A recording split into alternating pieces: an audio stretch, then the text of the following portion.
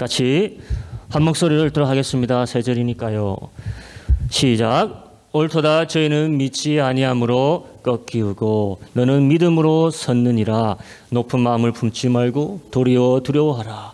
하나님이 원가지들도 아끼지 아니하셨은즉 너도 아끼지 아니하시리라.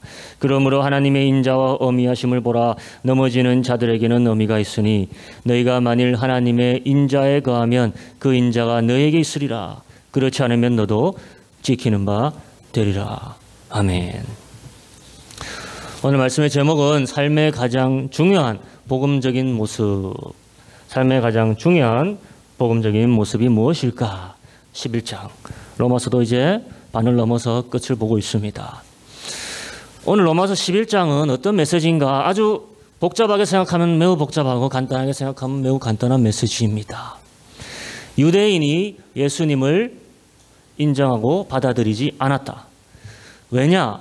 그들의 믿음이 없었기 때문이다. 그 결과로 유대인들은 하나님의 선택하심에서 버림을 받고 구원의 바톤이 이방인에게 넘어갔다. 그 결과로 아브라함에게 약속했던 하나님의 모든 축복이 이제는 누구에게 주어졌다는 겁니까? 이방인에게. 모두 이방인에게 주어졌다. 그런데 반전이 있다는 게요. 하나님의 약속은 변하지 않으셔서 지금 버림받았던 유대인이라 할지라도 언젠가 마지막 때는 하나님께서 다시 돌이키게 하신다. 이게 11장의 내용입니다. 이게 끝이에요.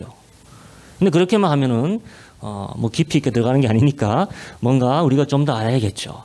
왜인지를 알아야 돼요. 왜 이런 하나님의 역사하심 운행이 일어나는지, 왜 먼저 유대인이 예수님을 받아들이지 않았는가, 이것을 우리가 볼 것이고, 또 왜 유대인이 예수님을 받아들이지 않았는 게 우리에게 축복이 되었는가, 이것을 보고 은혜 받기를 원합니다. 그럼 첫째, 왜 유대인은 예수님을 받아들이지 않았는가? 우리 11장 20절을 한번 다시 읽도록 합니다. 옳도다. 저희는 뭐하지 아니함으로 믿지 아니함으로 꺾이우고 너는 믿음으로 섰느니라. 높은 마음은 품지 않고 도리어 두려워하라. 그런데 좀 이상하죠, 여러분. 예수님을 믿지 않은 이유가 믿지 않아서라고 이야기하면은 이거는 돌고 도는 이상한 표현이잖아요. 근데 이 말을 다시 살펴보면은 유대인이란 사람들은 믿음의 삶을 추구하지 않았기 때문이라는 결론이 나옵니다. 간단하게 믿음이 없어서라고 얘기하는 게 아니라 더 깊이 들어가 보면 믿음의 삶이 아니라 표적을 쫓아가는 삶을 추구함으로써 얻어진 결과물이라는 것이에요. 믿음의 설 공간이 그들의 마음속에 이미 없어진 상태였다는 거예요. 여러분, 믿음이 없는 것은 한 번에 이루어지는 일이 아닙니다. 여러분 어렸을 때 기억납니까? 뭐든지 다 믿었죠. 처음부터 그랬던 건 아니에요. 또한 믿음이 생기는 것도 한 번에 이루어지는 게 아닙니다. 없는 것도 마찬가지. 믿음이 요구되지 않는 삶의 스타일을 계속 삶으로써 믿음이라는 것이 삶에서 없어지는 거예요. 그게 자연스러운 결과라는 겁니다. 우리가 출애굽기부터 역대상사까지 마지막 역사서까지 다 했습니다.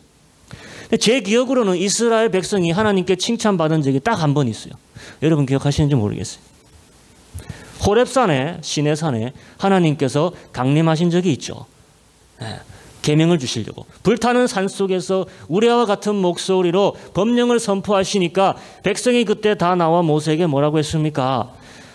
하나님한테 제발 가갖고 이제는 그만해도 된다고 말씀 좀 해주세요. 그의 음성을 우리가 듣기만 해도 무서워 죽을 것 같습니다.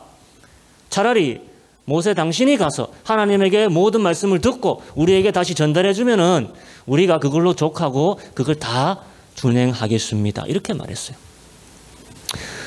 오늘 이 백성에게, 그때 그 당시 그 백성들에게 모든 인간이 염원하고 바랐던 경험이 이루어지고 있습니다.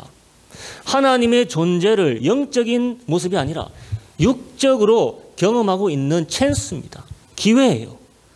놀랍고 위대한 광경, 산이 불타고 연기가 올라오고 번개가 치고 우레가 들리고 땅이 막 흔들리고 있습니다. 인간의 오감 모두가 살아계신 하나님의 존재를 경험할 수 있는 그 놀라운 찬스에서 놀랍게도 인간의 본성은 하나님을 원한다, 원하지 않는다. 하나님을 원하지 않아. 하나님 피하기 원합니다. 아담과 하와가 하나님을 피하기 원했던 것처럼. 그래서 하나님은 항상 사람과 당신 사이에 뭐를 두시는지 압니까? 중재자를 두신다는 거예요. 그래서 아브라함이 그랬고 모세가 그랬고 사무엘이 그랬고 다윗이 그랬고 모든 선지자들이 하나님과 사람 사이에서는 중재자예요. 그리고 우리의 마지막 중재자 누가 오셨다는 겁니까? 예수 그리스도, 하나님의 아들 예수 그리스도가 중재자예요. 그때 그날 호렙산 밑에서 백성들이 고백한 말이 우리가 차라리 하나님의 종 모세를 듣겠습니다. 그것으로 족합니다. 그때 제 기억으로 백성들이 처음이자 마지막으로 하나님께 칭찬받았습니다. 그리고 얼마나 그 말이 인상 깊었던지 성경에 무려 3번이나 똑같이 나와요. 한 번은 출애굽기, 2번은 신명기서에 나옵니다. 신명기서 5장 28절로 한번 같이 가겠습니다. 제가 읽어드리겠습니다. 여호와께서 너희가 내게 말할 때 너희의 말하는 소리를 들으신지라. 여호와께서 내게 이르시되 이 백성이 네게 말하는 그 말소리를 내가 들은즉 그 말이 다 옳도다. 다만 그들이 항상 이 같은 마음을 품어 나를 경외하며 나의 모든 명령을 지켜서 그들과 그 자손이 영원히 복받기를 원하노라. 아멘. 하나님이 기뻐하십니까? 화내십니까? 기뻐하시죠. 자기를 보고 싶지 않다고 하는 사람들을 보고 하나님께서 기뻐하십니다. 왜 기뻐하셨을까요? 여러분, 세상에 하나님을 기쁘시게 할 수 있는 것은 단 한 가지입니다. 뭘까요? 믿음이라는 것이에요. 믿음. 꼭 잊지 마십시오. 믿음. 이들 눈앞에 펼쳐지고 고막을 찢을 듯한 음성이 들리고 광경이 펼쳐지고 이런 초자연적인 현상에 이끌려 우리가 하나님의 말씀을 듣겠다라는 것이 아니라 그런 하나님을 우리가 이제 알았으니까 이제부터는 하나님의 중재자를 통해 하나님의 말을 무조건 100% 믿겠다고 말한 거예요. 포인트가 어디 있습니까? 하나님이 한 중재자를 택하신 것에 대한 신뢰에 있습니다. 그게 포인트예요. 그래서 모세만 믿으면은 가나안 땅에 갈 수 있습니까? 없습니까? 갈 수 있다는 거예요. 모세만 믿으면 모든 환난과 어려움을 무릅쓰고 모든 전쟁에서 승리할 수 있습니까? 없습니까? 승리할 수 있다는 거예요. 왜냐? 모세는 하나님이 택하신 사람과 하나님 사이에 중재자이기 때문이에요. 그게 믿음이라는 거예요. 죽기 전 설교에서 모세가 그때 일을 한 번 더 이야기합니다. 신명기 마지막 부분에 나옵니다. 18장에. 이것이 곧 네가 총회의 날 호렙산에서 너희 하나님 여호와께 구한 것이라. 네가 말하길 나로 다시는 하나님 여호와의 음성을 듣지 않게 하시고 다시는 이 큰 불을 보지 않게 하소서. 두렵건대 우리가 죽을까 하나이다. 여호와께서 이르시되 그들의 말이 옳도다. 여기까지는 같은 내용이죠. 그런데 이전에 언급되지 않았던 놀라운 내용이 이번에는 나옵니다. 그게 18절이에요. 여러분 한번 읽어볼게요. 시작. 내가 그들의 형제 중에 너와 같은 선지자 하나를 그들을 위하여 일으키고 내 말을 그 입에 두리니 내가 그에게 명하는 것을 그가 무리에게 다 고하리라. 여러분, 이것은 그날 호렙산에 불이 타오르는 날 모세가 백성에게 이야기한 내용이 아니에요. 누가 누구에게 이야기한 내용입니까? 하나님이 모세에게 이야기한 내용이에요. 하나님이 모세에게 이야기한 내용, 그때 그 썰을 40년이 지난 이제야 모세가 백성에게 얘기하는데 그 내용이 뭡니까? 내가 그들, 곧 이 백성의 형제 중에서 모세 같은 너 같은 선지자 하나를 그들, 백성을 위하여 내가 일으키리라. 내 말을 그 입에 두리라. 여러분, 이것은 예언이죠. 하나님이 주신 예언입니다. 누구에 대한 예언입니까? 또 다른 중재자, 모세보다 더 위대한 중재자에 대한 예언입니다. 메시아에 대한 예언이에요. 메시아 예수에 대한 예언. 하나님이 자신의 아들을 보내시겠다는 예언이에요. 근데 그 예언을 언제 했는지 그 타이밍을 중요하게 좀 여겨보라 이겁니다. 언제 이거를 말해줬냐 이겁니다. 백성들이 자신의 귀와 눈과 감각을 믿겠다고 말한 때가 아니라 한 중재자를 통해서 이제는 우리가 믿겠다 할 때 하나님이 기쁘시게 받으셨고, 그런 조그만 믿음을 처음이자 마지막으로 보인 그날에 하나님께서 먼 훗날 보내실 마지막 중재자 예수 그리스도에 대한 예언을 주셨다 이거예요. 백성의 조그만 믿음의 발언이 예수의 오심을 중재하게 된 놀라운 사건이에요. 믿음이 하나님을 기쁘시게 한 것이고 그들의 그 조그만 믿음이 예수님에 대한 오심을 진행시켰다는 겁니다, 여러분. 그래서 이스라엘의 성경의 역사를 이 한마디로 함축할 수 있습니다. 이스라엘의 성경의 역사는 믿는 자들이 예수님의 오심을 진행시킨 역사입니다. 그게 구약의 역사예요. 반대로 또 다른 양면이 있습니다. 믿지 않는 자들이 어떻게 된 역사? 망한 역사가 성경의 역사입니다. 오늘 백성 모두가 믿는 일에 참여했다는 것이에요. 그런 믿음 속에서 계속 나아갔으면 됐을 것을 그들 세대는 거기서 끝. 믿지 못해서 어떻게 됩니까? 다 망하고 다음 세대가 가나안 땅에 들어가잖아요. 그 믿음을 유지했다 못했다? 유지하지 못했다는 것입니다. 안타깝죠. 오늘 바울은 그런 무수한 불신의 예들 중에 선지자 엘리야 시절의 예를 들고 있습니다. 그들의 믿음이 또 없었음을 보여주고 있습니다. 2절에서 3절 하나님이 그 미리 아신 자가 자기 백성을 버리지 아니하셨나니 너희가 성경이 엘리야를 가리켜 말한 것을 알지 못하느냐. 저가 이스라엘 하나님께 송사하되 여러분 주여 저희가 주의 선지자들을 죽였으며 주의 제단들을 헐어버렸고 나만 남았는데 내 목숨도 찾나이다 하니. 이게 어째서 백성의 믿음 없는 삶을 보여주는 예시가 되느냐. 여러분 이 내용 잘 아시는지 압니다. 엘리야가 갈멜산에서 가짜 선지자들 바알 선지자 450과 아세라 선지자 400과 같이 배틀을 펼쳤습니다. 제단 둘을 만들자. 하나는 너희들이 섬기는 신들의 제단, 하나는 내가 섬기는 여호와 하나님의 제단 만들자. 그래서 거기에 제단을 쌓고 누가 먼저 그 제단에 불을 떨어뜨려지는지 보자. 불을 내려주신 쪽을 백성들아 너희가 따라가라. 그런데 여러분 잘 생각해 보시기 바랍니다. 지금 엘리야가 이 백성들에게 펼치는 이 테스트에 과연 믿음이 필요한 것입니까? 필요하지 않는 것입니까? 만약 하늘에서 불이 내려와 불이 내려지는 쪽의 신을 믿는 것이라면 거기 믿음이 필요해요? 안 필요해요? 안 필요합니다. 여러분 신약 히브리서 11장 1절에 믿음에 대해 이렇게 말하죠. 믿음은 바라는 것들의 뭐다? 실상이고 뭐 하는 것들의 증거를 했습니까? 보이지 않는 것들의 증거를 했어요. 그런데 지금 이 두 제단 사이에서 갈팡질팡을 한 백성들은 그 어느 쪽도 바라는 것이 없어요. 될 대로 되라요. 이쪽이든 저쪽이든 다 괜찮다는 겁니다. 믿음과 상관없는 거예요. 또한 보이는 것을 바라는 게 안 보이는 것을 바라는 게 아니라 보이는 것을 증거로 삼고 믿겠다는 겁니다. 하늘에서 불이 떨어져서 그 다음 믿겠다는 게 어떻게 증거가 되겠습니까? 보이지 않는 것들이 증거됩니까? 믿음이 없습니다. 엘리야가 그날 백성들에게 제안하는 것은 백성에게 어떠한 믿음의 도약도 요구되지 않는 사항이에요. 이렇게 해서라도 백성을 돌이켜야 하니까 하는 거죠. 그것 하나만을 통해서도 벌써 백성들의 전반적인 영적 상태를 우리가 가늠할 수 있는 겁니다. 이런 표적을 요구하는 세대, 악한 세대라고 했죠. 예수님께서요. 지난 가뭄이 3년 반 동안 진행되는 상황이었습니다.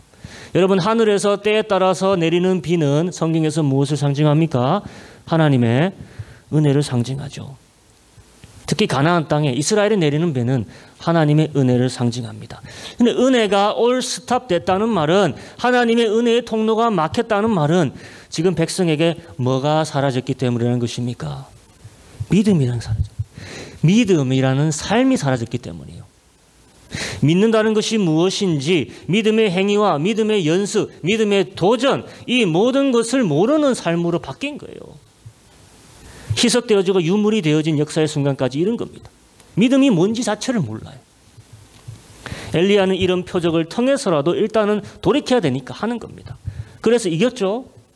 850명의 가짜 선지자들을 오후 늦게까지 춤을 추고 난리치고 했지만 자기 몸에 칼을 들이대면서 피를 내면서 했지만 불이 떨어지지 않았죠. 근데 여러분 착각하지 마십시오. 귀신도 불을 내릴 수가 있다. 마귀도 불을 내릴 수가 있다요. 계시록 보면 나옵니다. 불을 내리고 안 내리고가 믿는 것의 척도가 되면 된다 안 된다? 안 된다는 거예요. 지금 귀신의 불을 허락하지 않는 더 큰 하나님의 손길이 뒤에서 역사하고 있음을 그걸 믿어야 되는 거예요. 우상은 아무것도 아니지만 우상 뒤에 역사하고 있는 귀신과 마귀는 초자연적인 현상을 마음 먹으면 이뤄낼 수 있는 파워가 있습니다. 하지만 지금은 여호와 하나님이 더 큰 신이기에, 여호와 하나님만이 오로지 하나님이시기에 그의 불만이 내려올 것이다 이거예요. 저녁이 다 돼서 엘리야의 차례가 왔을 때 엘리야는 무너진 그 제단, 여호와의 제단, 이스라엘 지파의 수대로 돌을 쌌습니다. 하늘을 향해 손을 들고 기도하니까 간구하자마자 하늘에서 뭐가 떨어졌냐? 하나님의 불이 떨어져서 제단뿐만 아니라 제단 위에 부어놨던 물까지 다 싹 살라버리죠. 그때 백성의 리액션이 어땠습니까? 모든 백성이 하나님 앞에 떨면서 여호와가 이스라엘의 하나님이십니다. 여호와가 이스라엘의 하나님이십니다. 한번 보세요. 39절에 모든 백성이 보고 엎드려 말하되 여호와 그는 하나님이시로다. 여호와 그는 하나님이시로다. 여러분, 그런데 이런 고백이 하나님을 기쁘시게 하겠습니까? 이런 초자연적인 광경 표적을 통해서 나오는 고백이 하나님을 과연 기쁘시게 할까요? 우리에게 제발 표적을 보여주소서. 그럼 우리가 당장 믿겠습니다. 유대인 지도자들이 예수님께 와서 한 말이에요. 표적. 그때 예수님이 하신 말이 뭡니까? 너희들에게 보여줄 표적은 아무것도 없다. 한 가지 표적밖에 없다. 어떤 표적이라 했습니까? 요나의 표적밖에 없다. 딱 잘라 말했어요. 근데 여러분 생각해 보세요. 요나의 표적이 뭡니까? 3일 동안 어디에 들어갔습니까? 고래지 뭔지는 몰라요. 하여튼 바다에 사는 거대한 생물 안에 들어갔습니다. 3일 동안 들어가서 죽었다가 다시 살아나온 것 아니겠습니까? 근데 여러분 잘 생각해 보세요. 이거 본 사람이 있을까요? 없을까요? 아무도 없습니다. 본인 밖에는 몰라요. 누가 그 바다에서 요나가 바다 생물에 잡혀 먹히고 해변가에서 다시 토해내는 것을 봤겠습니까? 그러니까 이것도 믿을 사람만 믿고 믿지 못할 사람은 못 믿는 거예요. 그런 표적이에요. 하지만 니느웨 사람들은 어땠다는 겁니까? 요나의 표적을 믿었다는 거예요. 그래서 그 사람들이 하나님을 믿고 회개한 게 되고 살게 된 거 아닙니까? 차라리 이방인들, 니느웨 사람들이 믿음이 있었던 것입니다. 그런데 그때도 그랬고 지금 바울이 사는 이 세대도 그렇고 이방인들은 믿음으로 이렇게 하나님께 나오는데 그들은 더 회개하고 예수를 요나의 표적을 가진 마지막 시대의 선지자로, 중재자로, 구원자로 받아들이는데 유대인들은 어떻다는 거예요? 오늘도 믿지 않는다는 것입니다. 엘리야가 승리했죠. 850명을 제거했습니다. 그래서 이제는 하나님의 은혜의 비가 땅에 쏟아지겠다. 비는 옵니다. 하지만 그가 꿈꾸던 영적 부흥이 일어납니까? 안 일어납니까? 일어나지 않습니다. 오로지 은혜의 영적 비는 누구에게 떨어진지 아십니까? 남아있던 7,000명에게 임하는 겁니다. 그날에 왕비 이사벨이 자신의 선지자들이 다 죽었다는 소식을 듣고 내가 엘리야를 내일까지 죽이지 않으면 내가 저주를 받겠다. 엘리야에게 긴급 수배를 내립니다. 엘리야가 담대해서 오히려 나아갔습니까? 아니면 무서워서 도망갔습니까? 무서워서 도망갔어요. 저 먼디 최남동 쪽에 있는 브엘세바까지 가서 광야로 또 들어가서 로뎀나무라는 한 나무의 밑에 그늘에 누워서 하나님께 마지막 소원을 빌었습니다. 그 소원이 영적 부흥을 위한 소원이었습니까? 아니었죠. 여호와여 이제 넉넉하오니 내 생명을 거둬가소서. 어디서 많이 들은 말 아닙니까? 우리 지금 욥기서 하고 있죠. 욥기서에서 욥이 하는 말이랑 똑같은 말을 하는 거예요. 자신의 인생을 소득 없는 인생, 고난의 인생이라고 보고 있는 겁니다. 그러니까 이제는 나 편히 쉬겠죠. 하나님 데려가 주세요. 엘리야가 가장 힘들고 괴로웠던 것이 무엇인지 아십니까? 홀로 남았다는 거예요. 어떻게 홀로 남았다는 겁니까? 딴 사람들 다 살아있는데. 믿음이란 것이 무엇인지 알고 믿음을 붙잡고 믿음의 삶을 살고 있는 사람은 이스라엘 중에서 나밖에 없다라는 거예요. 믿음을 이해하는 사람은 나밖에 없다라는 거예요. 그 사실에 절망했다는 겁니다. 주의 선지자 중 나만 남았고 내 목숨도 그들이 찾나이다. 그때나 지금이나 이스라엘에 믿음 있는 자가 많다는 겁니까? 없다는 겁니까? 없다는 거예요. 엘리야는 자기밖에 없는 줄 알았다는 거예요. 얼마나 없었으면은. 믿음 없어서 하나님을 거역한 이스라엘, 믿음이 없어서 하나님이 보내신 아들 예수를 거역하는 이스라엘. 과거나 지금이나 똑같다 안 똑같다? 똑같다는 겁니다. 로마에 있던 교인들은 대부분 이방인들이었어요. 하지만 계속 안 믿는 유대인들을 주변에서 보면서 왜 저들은 자꾸 복음을 방해하고 왜 하나님을 믿는다고 하면서 보내신 아들 예수 그리스도를 거부할까? 자꾸 퀘스천 마크가 떠오르는 게 어떻게 이걸 이해해야 될까? 바울이 오늘 해명하는 거예요. 그때나 지금이나 이스라엘은 바뀐 게 있다 없다? 없다라는 거예요.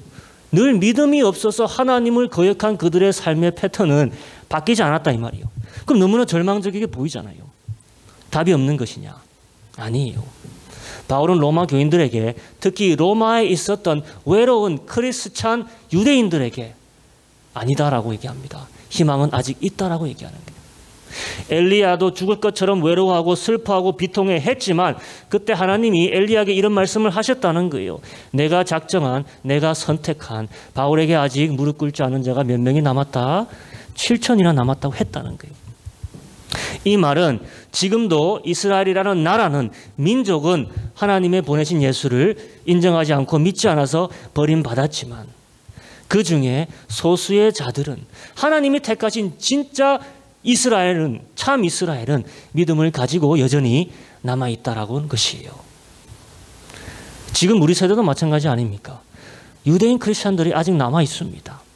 그리고 해가 거듭될수록 더 많아지고 있습니다. 그럼 다시 우리 질문으로 돌아가 봅니다. 왜 유대인이 예수님을 받아들이지 않았는가? 왜 지금도 유대인이 예수님을 그렇게 거부하는가? 엘리야의 갈멜 사건을 통해서도 알 수 있고 호렙 사건을 봐서 알 수 있듯이 유대인들은 늘 믿음이라는 것에 대해서 걸림돌이 돼서 넘어졌다는 것이. 로마서 11장 20절 다시 한번 볼게요. 한번 읽어봅니다. 시작. 옳도다 저희는 믿지 아니함으로 꺾이우고 너는 믿음으로 섰느니라. 그 말이죠. 믿음을 사용하면서 사는 삶의 사이클에서 이탈하니까, 표적과 증거를 내놓으라고 요구하는 삶으로 사니까 결과가 이렇게 되었다는 거예요. 믿음의 부재가 그들이 버림받는 이유가 되었다는 겁니다. 그럼 둘째 질문을 해볼게요. 왜 유대인이 예수님을 받아들이지 않는 것이 우리 이방인들에게는 복이 되었느냐? 11절, 12절, 15절을 한번 보겠습니다. 그러므로 내가 말하노니 저희가 넘어지기까지 실족하였느뇨? 그럴 수 없느니라. 저희의 넘어짐으로 구원이 이방인에게 이르러 이스라엘로 시기나게 함이니. 여러분, 저희의 넘어짐이 세상의 부요함이 되며 저희의 실패가 이방인의 부요함이 되거든 하물며 저희의 충만함이리요. 저희를 버리는 것이 세상의 화목이 되거든 그 받아들이는 것이 죽은 자 가운데서 사는 것이 아니면 무엇이리요. 하나님이 유대인을 버리는 것이 하나님이 세상과 화목을 얻는 것이 되었다고 합니다. 11절 저희가 넘어지는 것이 그래서 구원이 이방인에게 이르렀다는 게요. 이거 사실이에요. 역사적 사실입니다. 저희의 넘어짐으로 구원이 이방인에게 이런 역사는 이미 우리가 구약에서 수도 없이 봤습니다. 바울이 말하는 이 로마 시대에만 있었던 일이 아니에요. 이스라엘의 역사를 한번 처음부터 생각해 보시기 바랍니다. 400년 동안 어디에서 포로 생활을 했습니까? 애굽이라는 데서 포로 생활했죠. 여러분, 우리는 36년 동안 포로 생활했지만은 이스라엘은 400년 동안 속국으로 정말로 포로 생활을 했다는 것이 얼마나 심했겠습니까? 고난이요. 그런데 하나님께서 모세를 택하셔서 정말 하나님의 은혜로 모세를 통하여서 그들을 빼오시죠. 빼오실 때 이스라엘만 나왔습니까? 이방인들도 같이 나왔습니까? 이방인들도 같이 나왔어요. 그 모든 하나님의 섭리와 그 기적을 체험한 이방인들은 같이 나왔습니다. 이스라엘이 돼서요. 애굽인들도 많이 섞여 있었다고 합니다. 그리고 가나안 땅에서 정착하죠. 나라를 만듭니다. 위대한 왕이 나옵니다. 다윗이 나오고 솔로몬이 나옵니다. 그런데 솔로몬은 교만해져 가지고 선지자의 말을 듣지 않아서 남과 북이 우리처럼 쪼개집니다. 그리고 계속되는 선지자들의 경고와 권고를 듣지 않고 하나님께 돌아오지 않으니까 결국에는 북이 먼저 망하죠. 그리고 남도 100년 후에 더 망합니다. 그래서 백성들이 또다시 끌려가서 뭐가 됩니까? 포로가 되죠. 이게 다음 400년 동안 일어난 일이에요. 하지만 우리가 봤듯이 비로소 그 고난 중에서 빛을 발한 인물들의 이야기를 우리가 접하게 됩니다. 가장 대표가 누구냐? 다니엘이 있지 않습니까? 다니엘과 세 친구. 사드락 메삭 아벤느고, 고난과 죽음의 위협 속에서 이 친구들은 하나님이 살아계심을 조그만 유대 땅에서 증거했습니까? 아니에요. 바벨론이란 대제국에서 증거하게 됩니다. 페르시아 제국이라는 대제국에서 증거하게 됩니다. 그래서 왕들을 하나님 앞에 무릎 꿇히는 거예요. 하나님을 찬양하게 만들었습니다. 여호와의 이름을 찬양하는 법령을 공표하게 만듭니다. 우리가 얼마 전까지 보았던 에스라, 느헤미야를 보세요. 또 에스더를 보고 모르드게를 보십시오. 하나님이 누구신지 모르는 이방 땅에 이방인들의 입으로 하나님을 찬양하게 되지 않습니까? 많은 이방인들이 하나님을 믿기로 작정했다 했습니다. 심지어 유대인이 됐다고 했잖아요. 저희의 넘어짐으로 혜택은 누가 받았다? 이방인들이 받았다는 거예요. 하나님에 대해 알 수 없는 사람들이, 믿음이라는 것이 도대체 무엇인지 모르는 사람들이, 야만인들이 영적 세계에 대한 진리에 눈을 뜨게 되는 것입니다. 누구로 인해서? 고난 중에 퍼져 있던 유대인들로 인해서. 이런 은혜가 이방인들에게 돌아간 것입니다. 여러분, 예수님께서 이런 비유를 들으신 적이 있습니다. 세 준 사람들의 비유이죠. 한번 제가 읽어보겠습니다. 다시 한 비유를 들으라. 한 집 주인이 포도원을 만들고 산울로 두르고 적자는 구유를 파고 망대 짓고 농부들에게 새로 주고 타국에 갔더니 실과 때가 가까우며 실과를 받으려고 자기 종들을 농부들에게 보내니 농부들이 종들을 잡아 하나는 심히 때리고 하나는 죽이고 하나는 돌로 쳤거늘 다시 다른 종들을 처음보다 많이 보내니 저희에게도 그렇게 하였는지라. 후에 자기 아들을 보내며 가로되 저희가 내 아들은 공경하리라 하였더니 농부들이 그 아들을 보고 서로 말하되 이는 상속자니 죽이고 그의 유업을 차지하자 하고 이에 잡아 포도원 밖에 내어 쫓아 죽였느니라. 여러분, 그러면 포도원 주인이 올 때 이 농부들을 어떻게 하겠느냐? 저희가 말하되 이 악한 자들을 진멸하고 포도원은 제때 실과를 바칠 만한 다른 농부들에게 새로 줄지니이다. 여러분, 여기서 말하는 그 악한 농부들이 누구일까요? 유대인들의 지도자들이죠. 더 넓게 말하면 유대 민족을 얘기합니다. 그럼 여기서 말하는 제때의 실과를 바칠 만한 다른 농부들은 누구일까요? 이방인들을 얘기하는 겁니다. 이방인들. 지금 우리라는 것입니다. 그럼 여러분, 중요한 게 있습니다. 제때에 바칠 실과가 뭐냐 이거예요. 이것이 가장 중요하겠죠. 실과 때문에 벌어지는 일이잖아요. 여러분, 예수님의 다른 비유들을 한번 생각해 보십시오. 씨 뿌리는 자의 비유에서 30배, 60배, 100배 열매를 맺는다 좋은 땅에서 그 열매가 뭡니까? 또 포도나무의 비유에서 열매를 맺지 못하는 가지는 가지침을 당해서 버려져서 밟힌다 했습니다. 그런데 가지 열매를 맺는 나무는 오히려 잘 다듬어져서 더 열매를 맺는다는 거예요. 그 열매가 뭐냐 이거예요. 그걸 알아야 되는 겁니다. 우리는 제때의 실과를 바치기 위해 택하진 새로운 농부들이에요. 그럼 우리가 돌려줘야 될 실과가, 맺어야 될 실과가 뭐냐 이겁니다. 이것을 꼭 기억하셔야 됩니다. 이게 요점이에요. 그것은 믿음의 열매예요. 간단해요. 믿음의 열매. 그 믿음의 열매가 뭐냐 이거예요. 믿음을 통해서 맺어낸 결과들이 믿음의 열매입니다. 전도의 열매가 아니에요. 전도의 열매를 이야기하는 게 아닙니다. 그것도 믿음의 열매가 될 수는 있죠. 하지만 전도의 열매가 믿음의 열매 이꼴은 아니에요. 믿음의 열매란 믿음으로 이뤄낸 모든 결과를 말하는 것이고, 그렇기에 하나님께 영광이 되는 결과를 말하는 것입니다. 내 능력으로 하면 하나님께 영광이 되겠습니까? 안 되겠죠. 믿음으로 이뤄낸 결과이기 때문에 하나님께 영광이 되는 모든 결과들, 그게 믿음의 결과예요. 내가 열심히 공부해서 좋은 대학 갔다. 여러분, 믿음의 결과일까요? 아닐까요? 믿음의 결과가 아니에요. 그거는요. 내가 열심히 공부했는데, 내가 잘했는데, 내가 열심히 일해서 좋은 직장 얻었다. 믿음의 결과입니까? 아닙니까? 아니에요. 당연한 결과입니다. 또 그렇게 안 되는 경우도 정말로 많죠. 믿음의 결과란 내 믿음의 삶의 모습을 통해서 이뤄낸 결과를 얘기합니다. 근데 그게 이스라엘에게는 가뭄에 콩나듯 아주 드물었다는 것이에요. 극적인 예를 하나 들어봅니다. 여러분, 로마의 백부장이 예수님께 온 적이 있죠. 사람을 보냅니다. 예수님께요. 그 사람이 와서 하는 말이, 백부장의 종이 지금 아파서 죽게 되었다. 좀 오셔서 낫게 해주세요. 여러분, 로마의 백부장이면 유대인들이 좋아할 만한 사람일까요? 싫어할 만한 사람일까요? 싫어할 만한 사람. 일본 시대, 일제시대 따라 하면 순사격 아니겠습니까? 그런데 예수님이 갑니다. 가는데 다른 사람, 또 백부장이 보낸 다른 사람을 만납니다. 그 사람이 백부장의 새 메시지를 가지고 있습니다. 한번 그 말을 들어보겠습니다. 한번 읽어보겠습니다. 여러분, 시작. 백부장이 대답하여 가로되 내 주여, 내 집에 들어오심을 나는 감당치 못하겠사오니 다만 말씀으로만 하옵소서. 그러면 내 하인이 낫게 삼나이다. 나도 남의 수하에 있는 사람이요, 내 아래도 군사가 있으니 이더러 가라 하면 가고 저더러 오라 하면 오고 내 정도로 이것을 하라 하면 하니이다. 여러분, 예수님의 반응이 어땠습니까? 이 말을 듣고 예수님이 충격받습니다.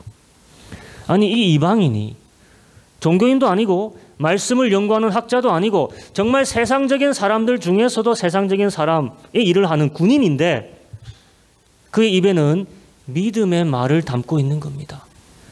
믿음을 이해하는 거예요. 이 사람이 믿음을 이해하네. 백부장의 말을 풀이하면 뭡니까? 즉 예수님이 말씀하시면은 병도 나가라면 어떻게 된다? 나가는 거고 오라면은 온다는 거예요. 내가 일개 로마의 백부장으로서 나의 말도 내 밑에 있는 군인들이 듣는데 이래라 저래라 명하면 다 하는데 나에게도 이런 권위가 있는데 예수시여 하물며 당신이 말씀하시면 안 될 게 어디 있겠습니까? 그것이 사람을 죽일 만한 병이든지 아니든지 그 병이 얼마나 힘든 병이든지 예수의 명령을 다 들을 것 아닙니까? 이 말이에요. 예수님이 이제까지 받아보지 못한 이 신선한 충격을 받으시고 이런 말씀을 다음 절에 하십니다. 예수께서 들으시고 귀히 여겨 쫓는 자들에게 이르시되 내가 진실로 너에게 이르노니 어디 중에서 이스라엘 중에서는 아무에게서라도 이만한 뭐를 믿음을 만나보지 못했다 이거예요. 그리고 그 다음 절에는 지금 바울이 이야기하는 내용을 이미 말씀하셨습니다. 또 너에게 이르시되 동서로부터 많은 사람이 이르러 아브라함과 이삭과 야곱과 함께 천국에 앉으려니와 여러분 나라의 본 자손들은 바깥 어두운 데 쫓겨가 거기서 울며 이를 갈미으리라. 예수께서 백부장에게 이르시되 가라 네 믿음대로 될지어다 하시니 그 시로 하인이 나으니라. 자, 여기서 여러분 믿음의 열매를 봐야 됩니다. 믿음의 열매가 뭡니까? 백부장의 하인이 낫은 거예요. 백부장의 하인을 낫게 한 게 백부장의 믿음의 열매예요. 예수님의 능력은 단지 백부장에 의해서 사용된 것뿐입니다. 무엇을 통해서 사용됐다는 겁니까? 믿음이에요. 예수님의 고치시는 능력의 은혜는 백부장의 믿음이 이용한 것이고 그 열매가 죽어가던 자신의 하인을 낫게 된 것이죠. 반면에 비슷한 사건이 유대인에게도 일어난 적이 있습니다. 야이로라는 유대인의 회당장의 이야기를 한번 잠시 볼게요. 예수께서 배를 타시고 저편으로 건너가시매 큰 무리가 그에게 모이거늘 회당장 중 하나인 야이로라 하는 이가 와서 예수를 보고 바라피 엎드려 많이 간구하여 가로되 내 어린 딸이 죽게 되었사오니 오셔서 그 위에 손을 얹으사 그로 구원을 얻어 살게 하소서 하거늘. 자, 유대인의 회당장이라면 평생 율법을 들으며 배우며 연구하는 사람입니다. 평생 하나님을 예배하는 장소에서 하나님을 예배하는 사람이요. 그렇죠. 누구보다도 하나님을 잘 알고 있었어야 되는 사람입니다. 그의 딸을 살리기 위해서 예수님께 왔으니까 어쨌거나 조금의 믿음이 있습니다. 믿음이라 할 수 있죠. 근데 그의 믿음은 거기까지. 23절 들어보세요. 많이 간구했대요. 여러분, 많이 간구하는 게 믿음이 더 좋은 게 아닙니다. 더 좋은 게 아닐 수도 있다는 것이에요. 또한 다음으로 그가 말하는 것이 오셔서라고 했죠. 또 오셔서 또 어떻게 해달라 했습니까? 그 위에 손을 얹어 주셔서. 그러니까 벌써 이 컨디션이 다 붙어 있습니다. 조항이요. 예수님이 꼭 와야 되고 예수님의 손을 꼭 얹어 주셔야 되고 그 타이밍에 맞게 살려주셔야 된다는 겁니다. 예수님의 방법에 제한을 겁니까 안 겁니까? 제한을 걸어요. 백부장과 다르다는 겁니다. 백부장은 예수님이 오시는 것도 마다하고 뿌리치고 오지 말라고 하고 야이로는 급한데 굳이 꼭 오셔서 손까지 얹어달라 합니다. 우리 이 야이로의 이야기 결말을 알죠. 예수님이 결국 죽은 소녀에게 다가가서 어떻게 합니까? 손을 잡고 달리다고 하니까 일어났죠. 다 해피엔딩으로 끝납니다. 그런데 거기까지 가는 믿음의 길이 야이로에게는 너무 복잡하고 너무 먼 것이라는 겁니다. 도중에 죽었다는 소식에 이 사람은 어떻게 됩니까? 억장이 무너져요. 그래서 예수님이 오히려 위로하셨습니다. 믿기만 해라라고. 맞죠? 믿음을 자기가 잃어버리고 있었어요. 그래서 예수님이 막 부추겨 주는 게 믿음 잡으라고. 또한 가니까 유대인들이 모두 예수님에게 뭐라고 했습니까? 이제 예수님이 소용이 또 없다. 소용없다. 그냥 가게 하시라 이렇게 했습니다. 왔는데도 소용없다고 가라 하고, 백부장은 온다는데도 다 된다고 오지 말라고 하고, 믿음의 질이 벌써 틀린 거. 로마의 백부장, 유대인의 회당장, 완전히 대립되는 직업 종사하는 사람들이지 않습니까? 그런데 믿음이 많아야 할 사람이 오히려 믿음이 적고, 믿음이 없을 사람이 오히려 그 양과 질이 훨씬 더 컸다라는 것입니다. 다시 믿음의 열매라는 것이 무엇인지 깔끔하게 우리가 정리해야 할 필요가 있습니다. 믿음의 열매란 우리가 예수님의 능력을 사용하여 하나님께 영광이 되는 삶의 결과를 이야기한다는 거죠. 예수님이 주체가 되는 것이 아니라 믿음의 주체는 누가 되어야 된다는 겁니까? 내가 되어야 된다는 것이에요. 내가 믿음을 행사할 자라는 겁니다. 예수님께서 말씀하셨죠. 11절 12절 동서로부터 많은 사람이 이르러 아브라함과 이삭과 야곱과 함께 천국에 앉으려니와 나라의 본 자손들이 누굽니까? 유대인들이겠죠. 유대인들은 바깥 어두운 데 쫓겨나 거기서 울며 이를 갈미 있으리라. 이 이유가 뭐 때문이라는 겁니까? 믿음이 믿음. 예수님의 말씀으로는 유대인들이 믿음의 부재로 인해서 이 복음의 스토리에서 아예 배제될 것을 얘기하는 겁니다. 하지만 이 유대인들의 버려짐을 통해서 이방인들이 믿음이 무엇인지 배우게 됐다는 것이에요. 그 로마의 백부장도 만일 이스라엘이 로마의 속국이 되지 아니했다면 유대 땅에 올 일이 없었습니다. 유대인의 하나님을 만날 기회가 없었어요. 하지만 유대 땅에 와서 유대인의 하나님 여호와 하나님을 알게 되고 유일신 하나님에 대해 배우기 시작했고, 회당을 짓는 데 공헌하고 어려운 사람들 돕는 데 앞장서고, 무엇보다도 예수님을 하나님이 보내신 선지자라고 믿게 되고, 그리고 하나님의 선지자니까 그 사람이 하는 말은 어떤 것보다 세상에 무엇보다도 권위 있고 능력이 있다라고 믿게 되었던 것이요. 그런 믿음의 삶의 스타일로 가는 것은 유대인들이 가리켰던 하나님에 대한 정보가 있었기 때문이라는 것입니다. 그런 방면에서는 빚진 거예요. 근데 결과적으로는 이방인들이 유대인들보다 더 좋은 믿음의 열매들을 맺었다는 것이에요. 여러분, 예수님이 십자가상에서 돌아가실 때 가장 먼저 예수님을 하나님의 아들이라고 인정했던 자가 누굽니까? 거기 있던 수많은 유대인들이 있었어요. 수많은 유대인들, 종교심 깊은 유대인들이 예수님이 죽는 모습을 다 봤습니다.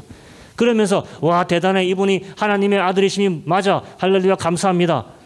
이런 믿음의 열매되는 고백 한 사람 있었습니까? 유대인들 중에 없었습니다. 아무도 없었어요. 그런데 우리 예수님이 유대인들 중에 유대인이시죠. 그 유대인이 고난받고 죽임을 당하는 그것 때문에 그 혜택을 가장 먼저 누린 자가 누가 되느냐?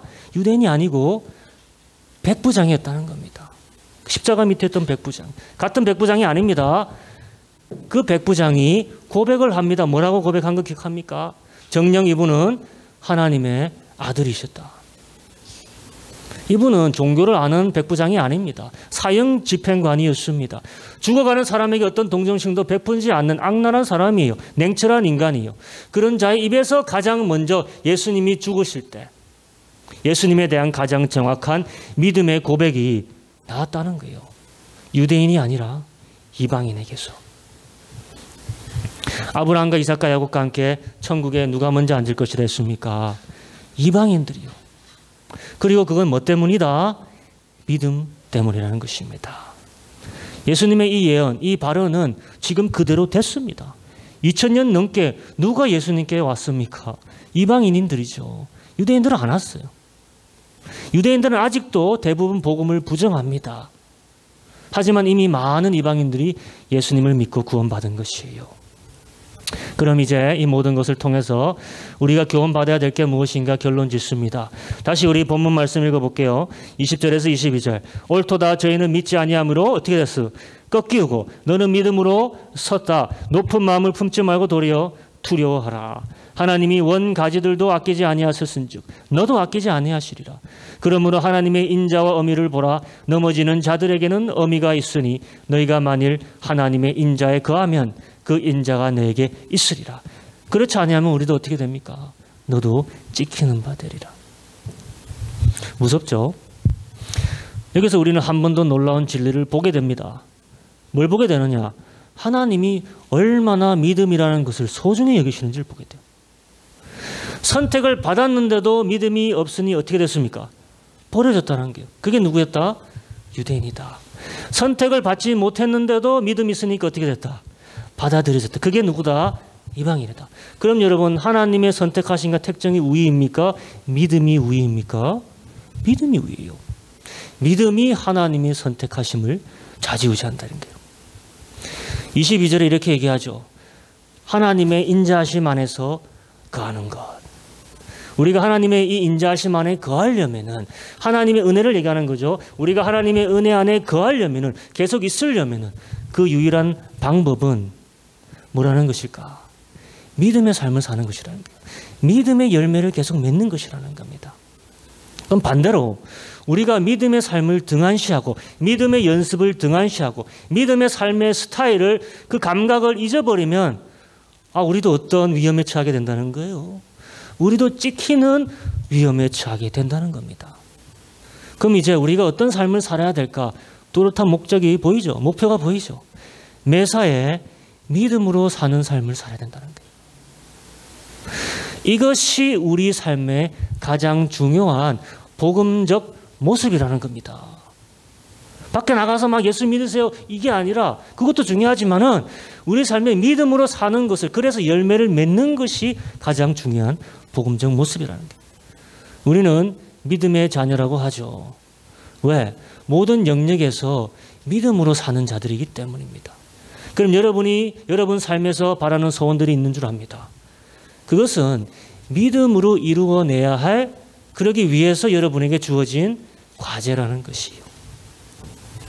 여러분, 마음의 소원은 누가 주신다고 했습니까? 하나님이 주신다 했죠. 그럼 그것을 이루어내는 것은 누가 해야 되는 것이에요? 우리가 믿음으로 해야 된다는 것이에요. 그게 우리의 과제라는 것입니다. 내 능력과 내 노력이 먼저가 아니라는 것이에요. 재능과 노력과 확률과 운에 의탁해서 결과를 만들어내는 삶은, 그건 세상의 삶이죠. 이제는 백부장의 이해할 수 없는 방식을 우리 삶에 적용하게 될 수 있기를 기도합니다. 그게 이방인의 믿음의 유산입니다. 유업이에요. 이런 누추한 곳에 안 오셔도 제가 감당할 수 없습니다, 주님. 그냥 말씀만 하시면 다 됩니다. 여러분, 믿음으로 사는 자들의 모임이 교회입니다. 우리에게 필요한 표적, 우리에게 주어진 표적은 단 하나밖에 없습니다. 그게 뭐다? 예수님의 부활 사건이에요. 그게 우리에게 필요한 표적입니다. 가지고 있는 그 한 가지로 족하다. 표적을 구하는 신앙으로 하나님을 기쁘게 할 수 없습니다. 부활을 가지고 있는 신앙으로, 그 하나로, 거기서부터 우리의 모든 믿음적 도전이 파생하게 된다는 것입니다. 이 시간 우리 기도할 때, 이제는 모든 곳에 믿음을 가지고 적용하는 모습으로 살게 하옵소서 같이 기도합니다. 이제는 모든 나의 목표와 소원을 내 노력과 의지가 아니라 먼저 믿음을 적용하여서 이루어내기 원합니다. 지금 내 안에 있는 모든 소원하는 바, 염원들, 하나님께서 여러분에게 주신 과제라는 것을 알고, 답은 믿음입니다. 믿음으로 풀어내가 될 과제라는 것을 알고, 주님, 우리의 믿음을 크게 하소서. 우리 믿음 붙잡기 위해서, 이 한 주가 믿음으로 열매 맺기를 위해서 같이 기도하겠습니다. 기도합니다.